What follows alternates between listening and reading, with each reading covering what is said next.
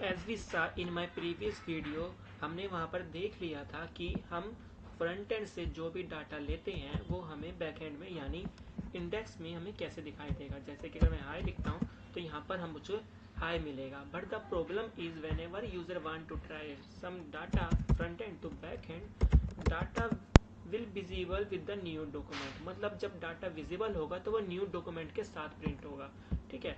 But the मैं चाहता हूँ कि जैसे ही यूजर कोई इंफॉर्मेशन या फिर यूजर का नेम अगर से करे, अगर यूजर फ्रंट एंड से बैक एंड में ट्राई करने की कोशिश करे तो या तो उसको न्यू पेज में विजिबल हो या फिर सेम यहाँ पर विजिबल हो। तो for this situation we need to use complete EGS power.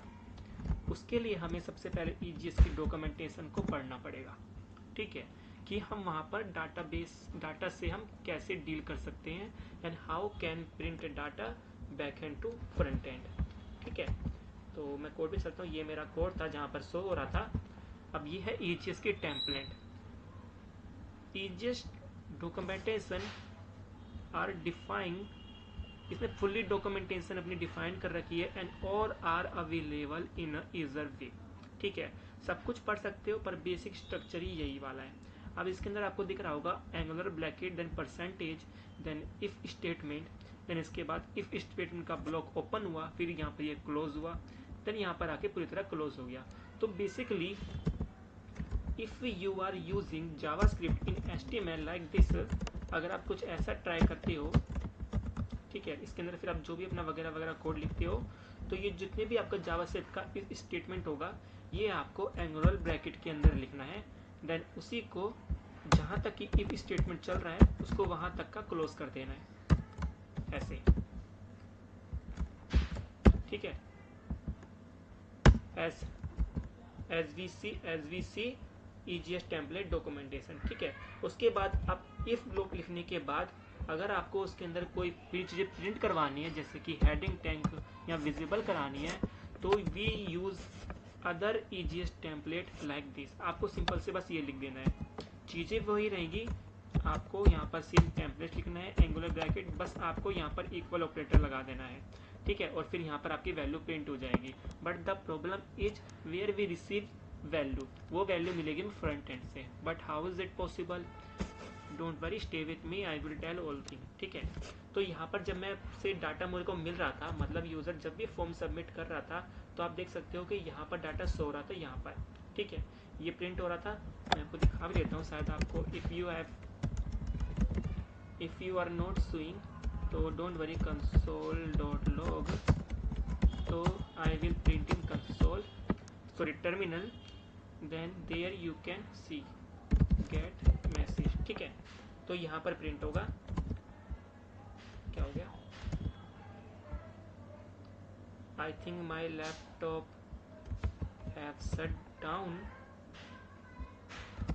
Wait minute, हाँ ठीक है, स्क्रीन गायब हो गई थी यहाँ पर। तो ये मैंने लिख दिया, यहाँ पर ये मैंने लिख दिया, then if I go to my default URL can not find the matching the closing tag, okay.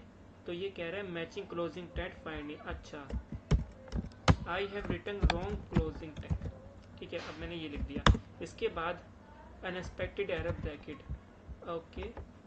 आप ईजीएस टेम्पलेट के अंदर यही प्रॉब्लम आती है, अनएक्सपेक्टेड, ठीक है। यहाँ पर मैंने कोई वैल्यू दी नहीं है, एक काम करता हूँ मैं इसको कमेंट कर देता हूँ फॉर सम टाइम, ठीक है। अब जैसे ही यूजर यहाँ पर सबमिट करता है, then what is the problem, why every time it is getting error, where is the problem, if I remove this line then it will run properly, yeah of course, but the command is not a problem, then why it is getting, it is assuming the acha, it is also assuming the command is the easiest part, but the, तो एक काम करते हैं, इसको थोड़ी देर remove ही कर देते हैं, ठीक है। तो यहाँ पर मैं आपको दिखाना चाहता था कि डाटा प्रिंट हो रहा है नहीं। Before this situation I will send some information front end to back end, then you will see my right side data printed successfully, here you किस डाटा, ठीक है। अब मैं चाह रहा हूँ कि ये डाटा मुझे फ्रंट एंड में शो, सिंटैक्स ऑब्वियसली बात है, हमने यहाँ पर देख चुका है, मैं इसको लिख भी देता हूँ। देन इसके बाद ये फ्रंट एंड से डाटा भेजने के लिए हमें यहाँ पर सेम चीज़ें करनी पड़ेंगी, which is previously defined in the default URL. यहाँ पर जैसे मैंने लिखा है कि रेंडर हो जाए index.js, सेम सिचुएशन में यहाँ करना चाहता हूँ। मैं इसको कॉपी भी कर लेता हूँ, ठीक है। अब मैं चाहता हूँ जैसे ही ये इस राउट पे आए, यहाँ पर यह इंडेक्स पेज फिर से रेंडर हो जाए with this some information. And for आपको इन्फॉर्मेशन शो कराने के लिए आपको कर्ली ब्रेसेस का यूज करना है। देन यू नीड टू पास की वैल्यू पेयर, ठीक है। तो मेरा की भी यही होगा। मैं की काम करता हूँ my data. I will give the name key my data and I will set the value. The value is coming from the get message variable, ठीक है। अब यहाँ से डाटा आ रहा है। अब for the showing in the front end मुझे I need to uncomment this। इसके बाद मुझे कमेंट करना है और मैं यहाँ पर चीज करूँगा, क्या करूँगा कि जैसे ही यूजर, अगर यूजर में my data अवेलेबल है, अगर माई डाटा अवेलेबल है, if my data having store some information then print the my data. So now all are done, let's run the our program, let's see what will be happen and my data is not defined. And हाँ, ये आपको मैं एक चीज दिखाता हूँ। देखो हमारे कोड में कोई दिक्कत नहीं है, कोड हमारा परफेक्टली चल रहा है।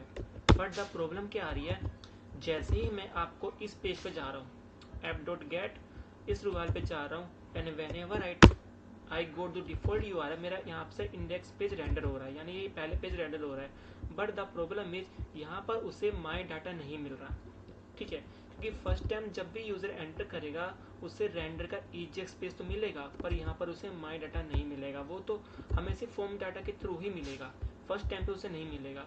तो दिस सिचुएशन को हैंडल करने के लिए we need to set default value my data, या फिर हमें यहाँ पर कोई अनडिफाइंड वैल्यू दी देनी है। अनडिफाइंड कुछ भी वैल्यू देनी है जिससे कि इफ केस हमारी सक्सेसफुली रन हो जाए।